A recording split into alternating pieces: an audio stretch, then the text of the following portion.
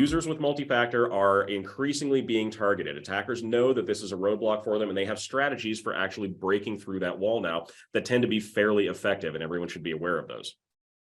For example, check out this statement from the Lapsus gang. This was part of the Uber attack. They actually came out and explained their strategy. They said, sign in with a password. Okay, because assume your password has been stolen at this point. There's billions of them out there. It will issue multi-factor authentication through a phone call or an app.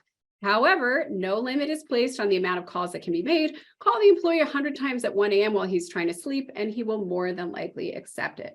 And unfortunately, we see that all the time. I can tell you in a recent penetration test at LMG, our team found that the client was using Duo, and then just sent multiple requests to approve the sign-in, and boom, the user approved the sign-in, and they were in. So we're seeing that both in our penetration tests and also in the incidents that we're handling and the incidents that you're seeing in the news.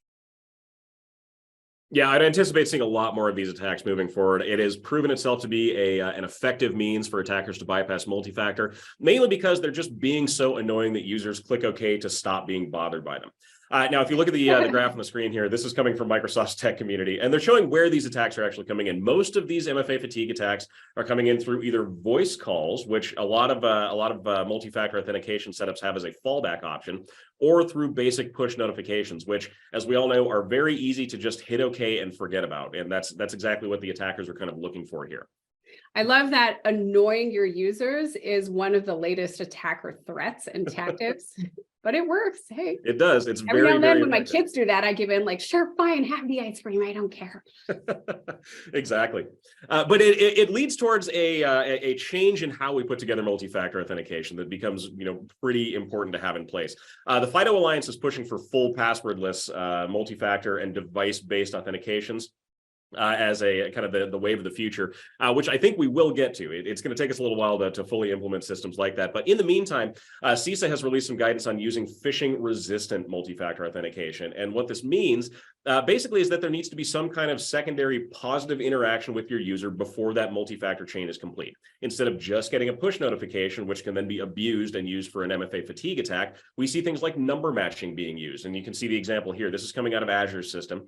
And with Microsoft's more advanced multi-factor authentication, once the user gets the prompt to authenticate, they also need to enter in that number they see on the screen in front of them, which greatly decreases the chance of an attacker being able to pass through that system. It's not entirely perfect. Okay, let's be honest though. We know what the attackers are going to do. They're going to text their users and say, hey, please enter the number IMIT, please enter the number 83 into your authenticator app, right? Yeah, so they likely will. They will.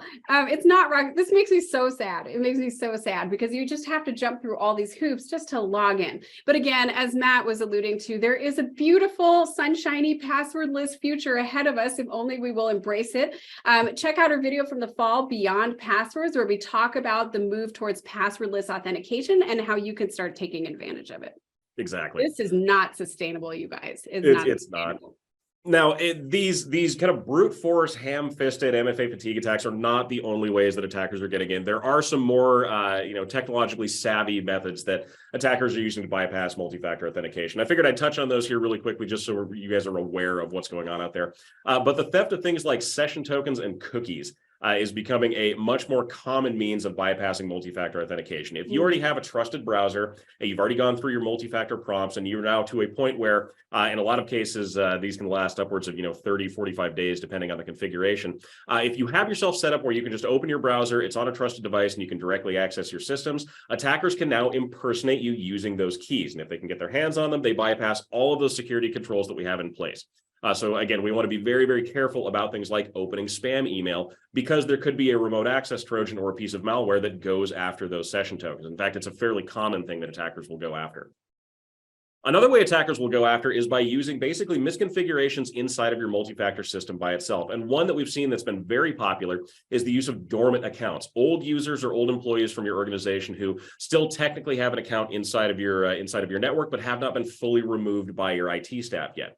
And it's unfortunate. We all get busy. These things get missed. It does unfortunately happen. But if an attacker can find one of those accounts, they can take that account over, register their own devices, and basically become a fully credentialed user in the network without having to trick any other users into giving up their access at that point. So again, sneaky way to bypass those controls.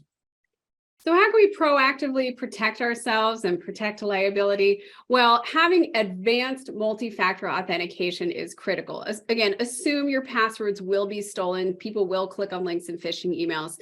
When we talk about advanced multi-factor authentication, that means don't use just text messages, don't use email, don't use phone calls. The public switch telephone network is not designed for security. Those messages and phone calls are not encrypted in transit. There is not mutual authentication.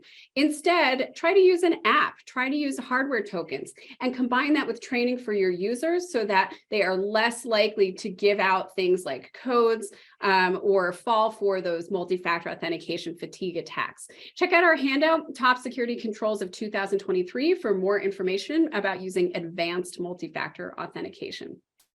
Thank you so much, everyone. Again, this is Sherry Davidoff, CEO of LMG Security. And I'm Matt Duran, Director of Training and Research for LMG Security. If you have any questions, please feel free to reach out at any time. We would love to hear from you. You can reach us at info@lmgsecurity.com, find us on LinkedIn, or follow us on Twitter. Thanks again for joining, and we'll see you next time.